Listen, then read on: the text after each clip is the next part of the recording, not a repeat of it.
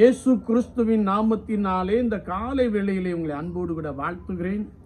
உங்களுக்கு கிருபையும் தேவ சமாதானமும் உண்டாவதாக. இந்த நாளிலும் கர்த்தருடைய ஆவியானவர் நமக்கு கொடுக்கிற வார்த்தை சங்கீதம் 37:5 நாம் வாசிக்கின்ற பொழுது, கர்த்தர் மேல் நம்பிக்கையாயிரு, அவரே காரியத்தை வாய்க்க பண்ணுவார் என்ற ஒரு வசனத்தை நாம் வாசிக்க முடியும்.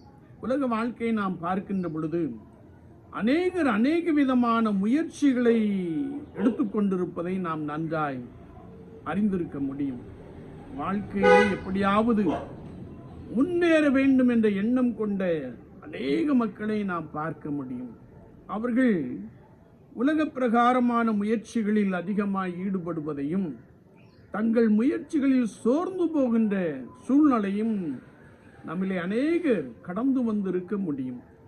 ஆனால் கர்த்தருடைய வார்த்தை சொல்லுகிறது, ஒருவனுடைய காரியத்தை, ஒருவனுடைய வழியை வாய்க்க பண்ண வேண்டுமே என்றால் நாம் கர்த்தர் மேல் நம்பிக்கையாய் இருக்க வேண்டும் என்று வசனம் மிக ஆழமாக கற்றுக் கொடுக்கிறது.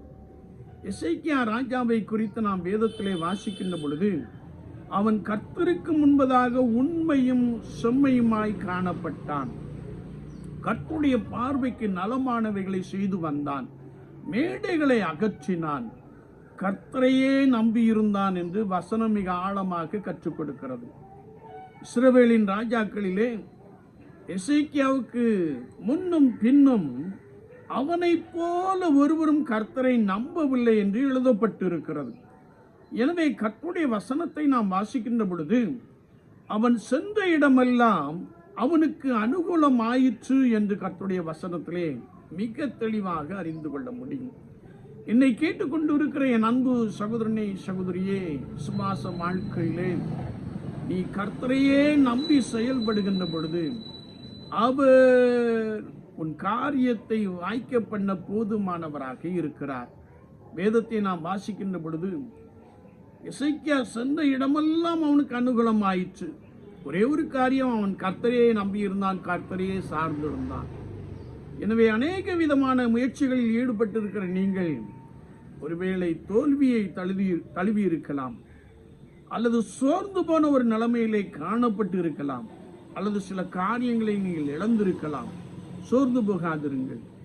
உங்கள் நம்பிக்கை கர்த்தர் மேல் இருக்கட்டும்.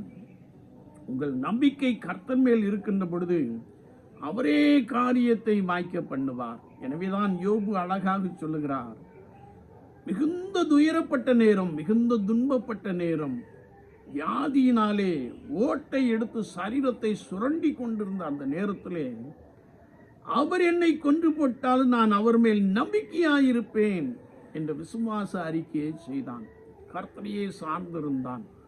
ஆண்டவர் இரட்டப்பனையான ஆசீர்வாதங்களினாலே யோபுவை நிறைய பண்ணினார்.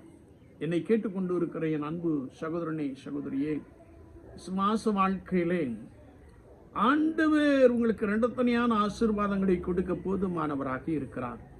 அவர் உங்கள் வழியை உங்களுக்கு வாய்க்க பண்ண போதுமானவராக இருக்கிறார். நீங்கள் எடுத்துக்கொள்ளுகிற பிரயாசங்களிலே கர்த்தர் உங்களுக்கு ஒரு பெரிய வெற்றியை கொடுக்க போதுமானவராக இருக்கிறார். நீங்கள் கர்த்தர் மேல் நம்பிக்கையாயிருங்கள், அவரே சார்ந்து கொள்ளுங்கள்.